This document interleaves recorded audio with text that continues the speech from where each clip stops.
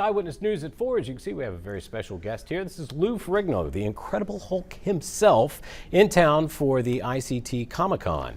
So tell me, what brings you to Wichita other than that? I mean, why Wichita? Well, I never done a Comic-Con here, and it's a huge Comic-Con. They're expecting over 8,000 people. Wow.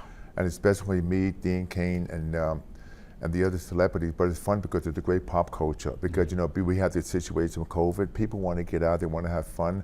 So when you go to these kind of shows, we have like fans back the last 4 decades. Mm-hmm.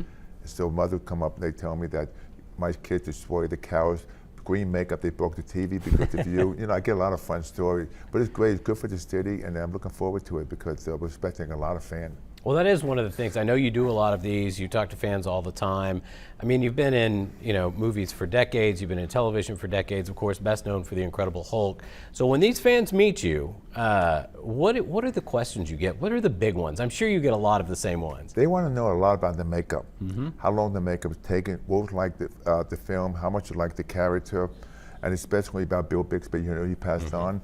And especially because the Hulk episode had a laser compeller match at every episode. And they were telling me they have questions about certain episodes, how it's filming, as far as like the preparation, the gratification received from the crew. Like for example, I would tell stories how sometimes I had to film in 100-degree weather. I would have to sit in the motorhome all day with a bathrobe with the air conditioner on my face to keep the temperature down because the makeup has a tendency to run and smear. So I had to be retouched all day, You wonder why I was so pissed. Yeah, that's why you were so angry all the time. But I used that as an actor. Mm-hmm. Yeah. That's what they say, play on your environment, right? But it's interesting, one time, the first time I got made up, I had to shoot the pilot, I looked in the mirror, I said to myself, what am I doing here? I've seen these white eyes, everything, and then the Hulk was born. Yeah. Did you know at the time that you were going to be, you were a part of something that was going to become so iconic? Not really, because when I did the pilot, Captain America and Spider-Man, the series failed.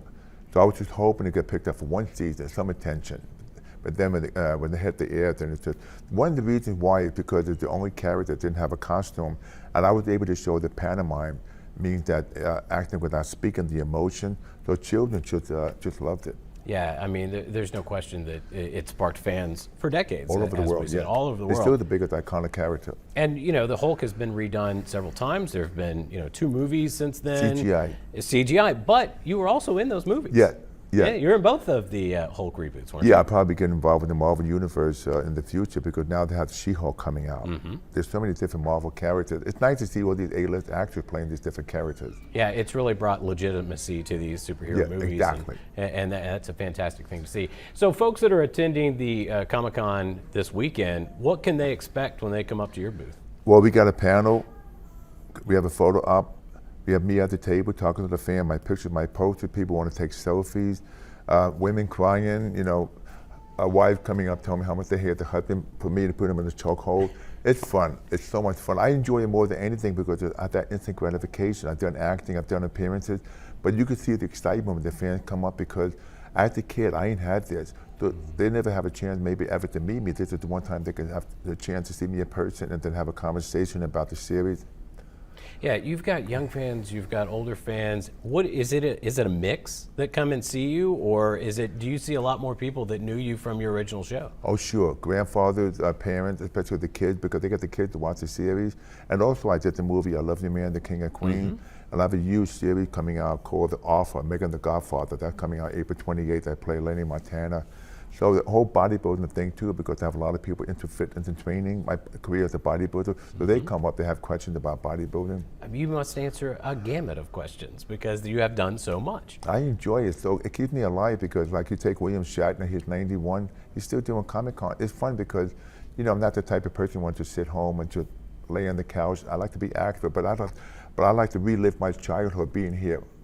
Meeting the fans, hearing their stories, yeah. What an amazing experience. Well, we've got some information we can put up on your screen if you'd like to go and visit with Lou or any of the folks at ICT Comic-Con. It's at Century 2 this weekend at the Exhibition Hall. The time's there on your screen. You can get your tickets at wichitatix.com, and I believe you can also pick them up at the door. I believe that is also a possibility. And we have preview 9:30. All right. Lou Ferrigno. VIP. Thank you so much for being here. Alex. This has been really awesome. More Eyewitness News at 4 coming up after the break.